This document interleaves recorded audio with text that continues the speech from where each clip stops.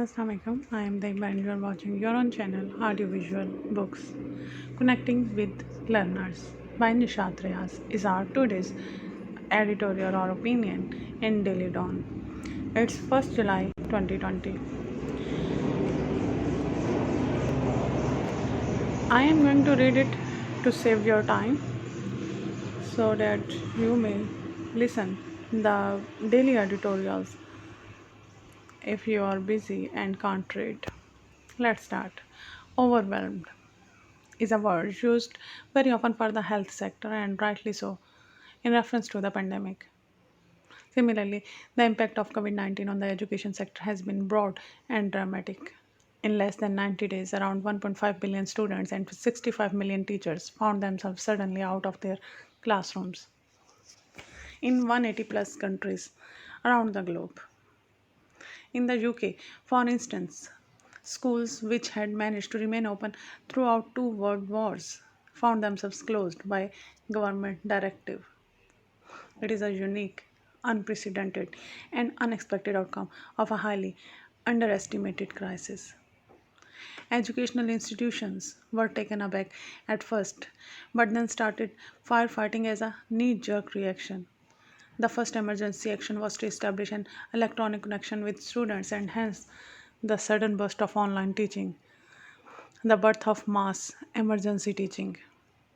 At first, digital platforms were the only way to connect with learners. However, it is causing cold spots and creating new educational disparities for those who are digitally ill equipped. Quick fixes do not have inherent stability. Short term, reactionary, knee jerk responses in the education sector are understandably problem focused with the sole purpose of reaching students. In a few instances, the sector has witnessed heroic case studies of online outreach ranging from WhatsApp calls and to Zoom sessions.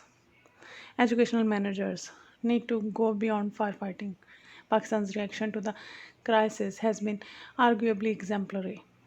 Within the first 60 days of the pandemic, state and private sector had already established functional systems of online teaching.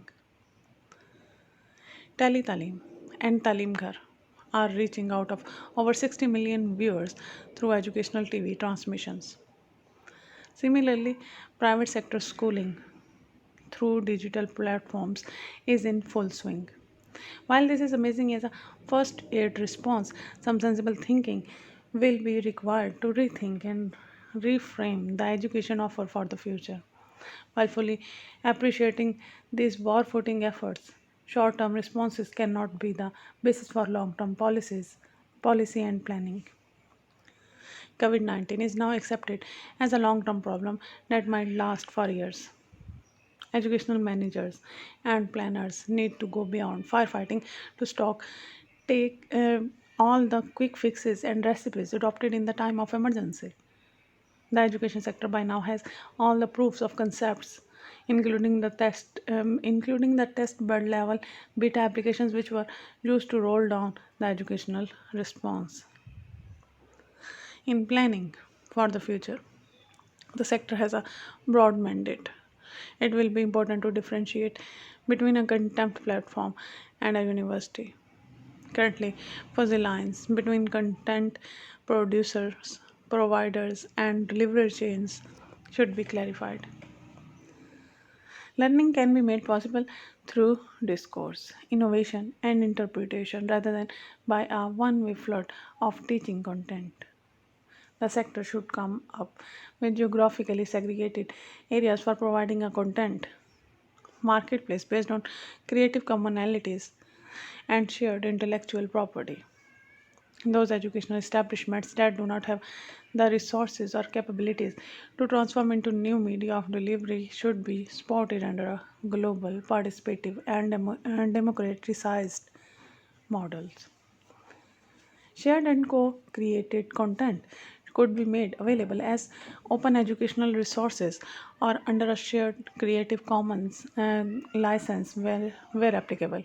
This will allow several educational providers to collaborate, co create, and coexist. There have already been successful transitions amongst many universities. For example, Imperial College London is offering a course on the science of the coronavirus, which is now the most enrolled class launched in 2020 on Coursera.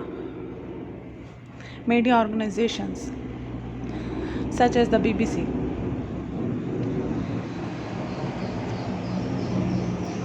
Media organizations such as the BBC are also powering virtual learning. Bite Size Daily launched on 20 April. Bite Size Daily is offering 14 weeks of curriculum based learning for kids across the UK, with celebrities like Manchester City footballer Sergio Aguero teaching some of the content. The government of Pakistan's Talim and Talim Ghar are excellent examples of collaborative efforts by the state, private sector, and ed tech providers. Alongside fairness, collective value, and trust, many institutions can obtain economic and commercial benefits. As an untapped trier, students have always been on the receiving end of the process. If they are an active participant in content and delivery feedback, they will be the best resource in reshaping the offer. Students must become central to feedback and no longer be just passive recipients of criticism or praise. Getting employers, industry, and wider community meaningfully involved will also be crucial. What are their expectations and which skills and qualifications are relevant for them and why? So, what could the glittering prize be? A responsive, resilient, and equitable education provisions for all for the demanding times ahead. Nishat Riaz is Director Education, British Council Pakistan. Mark Crossley is Deputy Country Director, British Council Pakistan. Published in Dawn, July 1st, 2020. Thank you for listening. Please like and subscribe to be updated daily. Thank you.